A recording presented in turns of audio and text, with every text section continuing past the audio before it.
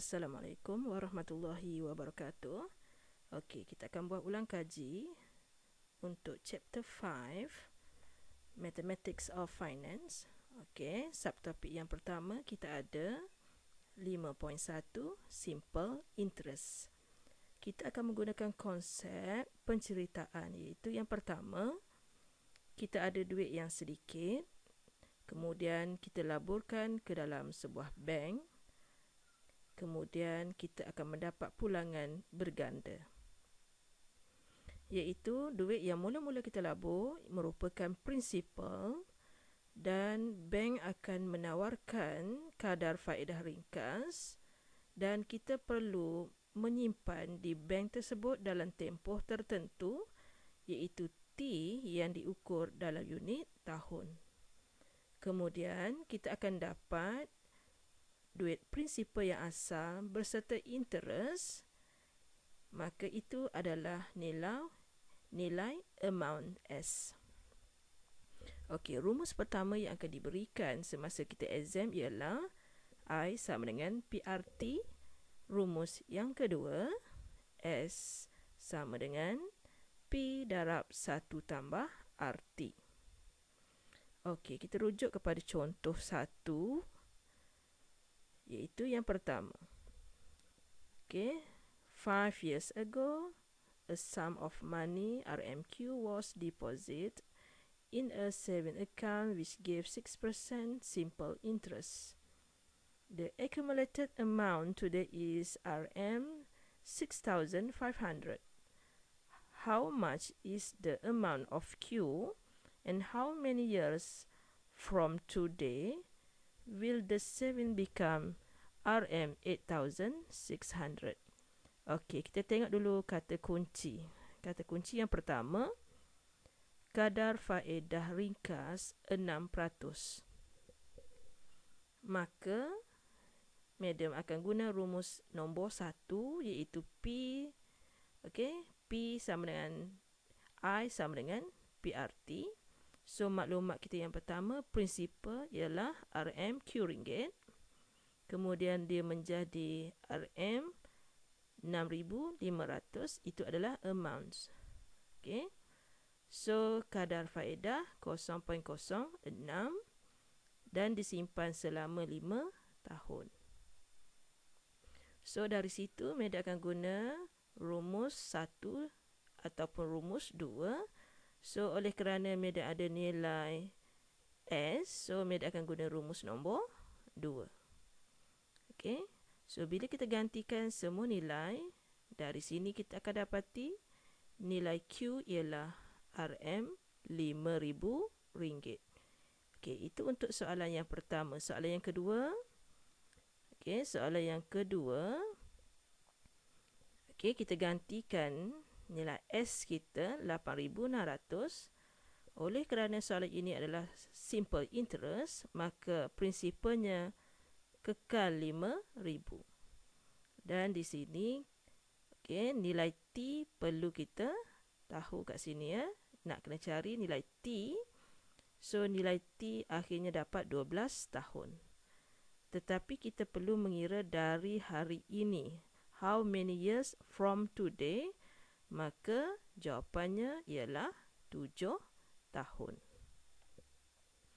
Okey, untuk membaca, untuk membaca nota penuh, pelajar boleh imbas kod QR. Seterusnya, kita pergi kepada subtopik yang kedua, 5.2, iaitu simple discount. Okey. Okey, katakan Ali dengan Aminah nak kahwin. So Ali membuat pinjaman dengan bank. Okey.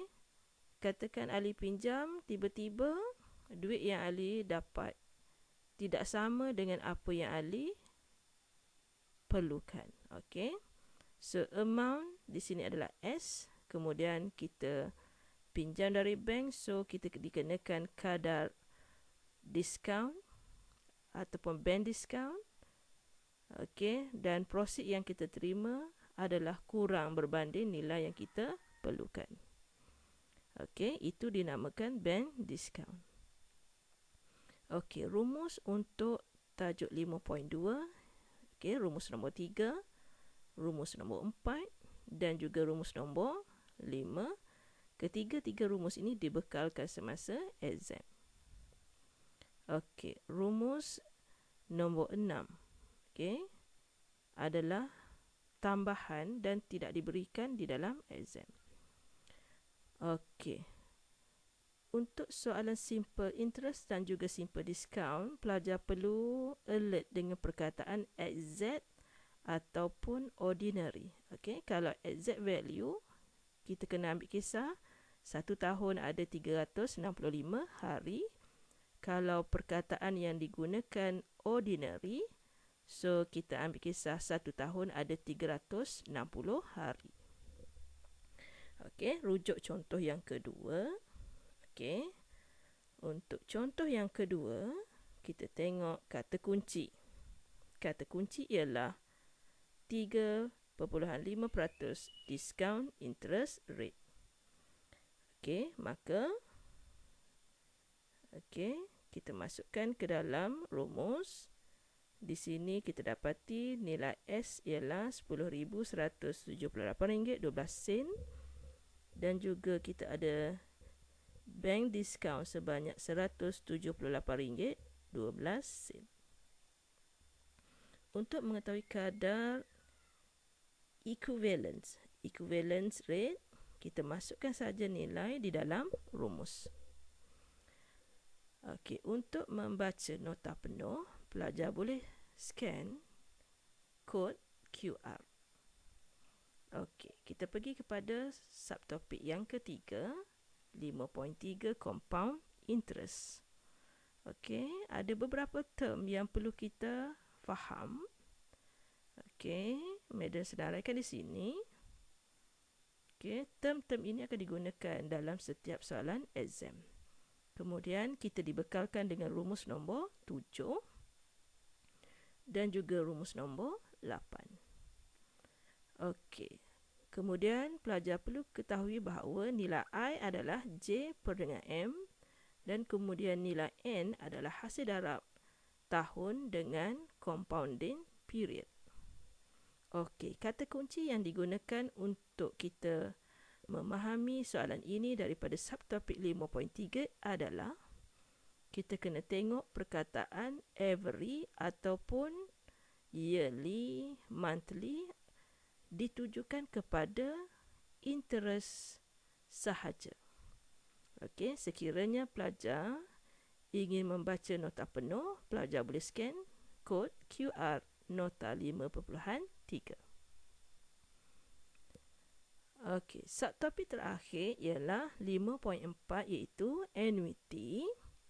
So, annuity is a sequence of equal payments.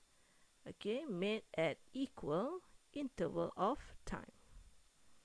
Okey, perkataan every ataupun monthly, yearly sekarang ditujukan kepada interest dan juga kepada sejumlah wang. Okey, ia berkisarkan tentang seandainya kita lupa membuat pembayaran ansuran, jumlah simpanan yang kita pinjam daripada bank. Okey, kemudian kita akan dibekalkan dengan rumus nombor 9 dan juga rumus nombor 10.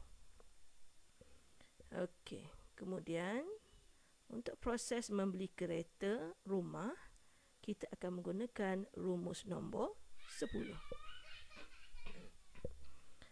Okey, rumus nombor 10 digunakan juga seandainya nilai yang dipinjam dari bank. Okey. Kemudian setelah ditolak duit pendahuluan. Okey, seterusnya seandainya kita ingin menyelesaikan bayaran secara langsam. Okey. Contoh 3, kita boleh tengok penggunaan kata kunci di sini. Okey, yang pertama, kata kuncinya ialah quarterly.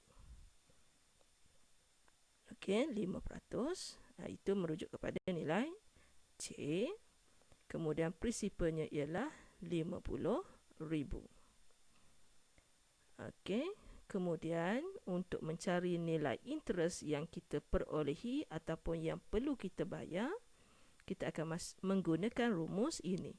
Rumus I perlu dihafal. Okey, untuk mencari interest yang dikenakan ke atas pinjaman, okey, kita akan menggunakan rumus warna kuning. Okey, so kita boleh kaji soalan nombor 4. Okey, dia mempunyai dua kata kunci. Yang pertama, every.